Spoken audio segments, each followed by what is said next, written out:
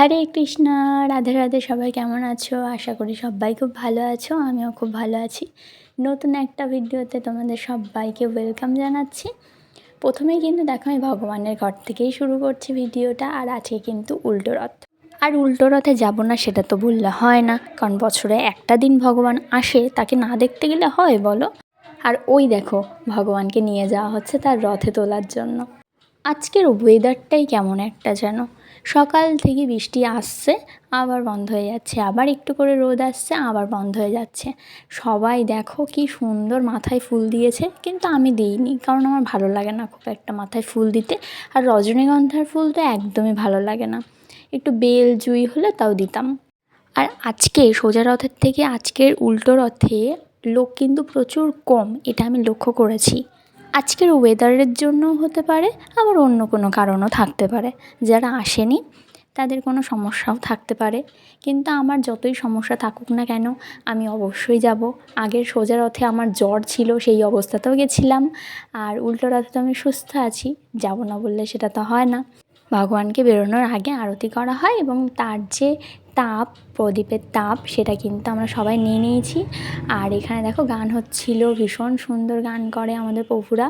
আর গানের গলাও খুব কিন্তু সুন্দর। তোমরা যারা যারা বসিরহাট ইস্কনের থেকে রথযাত্রা দেখোনি, তারা অবশ্যই সামনের বার আসো, খুব ভালো লাগবে। আর ভীষণ আনন্দ হয়। রথ নিয়ে কিন্তু আমরা বেরিয়ে পড়েছি আমাদের সময় মতো।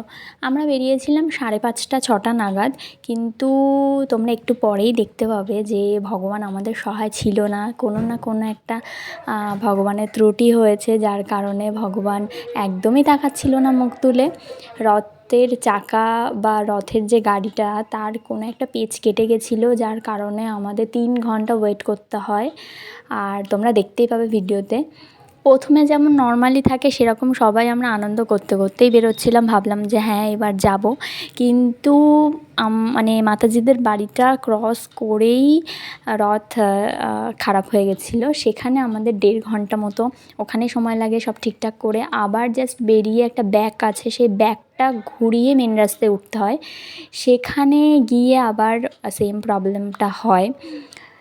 আর আমরা যখন 7:30টার সময়, একটা জায়গা আছে আমাদের এখানে সবুজ সঙ্গ বলে, সেখানে আমরা যাই 7:30 পৌনে 8টার মধ্যে সেখানে পৌঁছে যাই।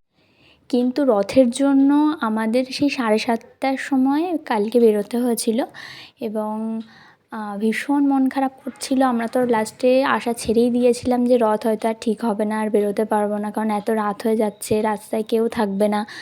তো আমরা সবাই ভগবানের নাম করছিলাম, গান করছিলাম, আর রথ ঠিক করছিল সবাই। আর এই দেখো আমার ছেলে রথের দড়ি তো মানে ততক্ষণে সবাই ধরে রেখেছিল, কেউ তো টানতে পারছিল না, কিন্তু আমি তাই ওকে বললাম যে ঠিক আছে, তুমি একটু রথের দড়িটাই ধরে নাও, ভগবানের তাতেই কৃপা হবে অনেক।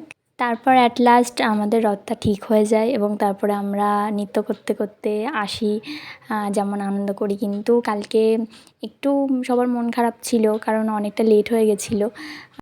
আর সবাই কমেন্টে জানিও যে আমাকে কেমন লাগছে উল্টো রথে আমি এই শাড়িটা পরেছিলাম এবং এইভাবে সেজেছিলাম। আমি বাড়ি এসেই তাই ভিডিও করছি। ভিডিওটা সবার কেমন লেগেছে অবশ্যই জানিও। চলো দেখা হবে আবার নেক্সট কোনো ভিডিওতে।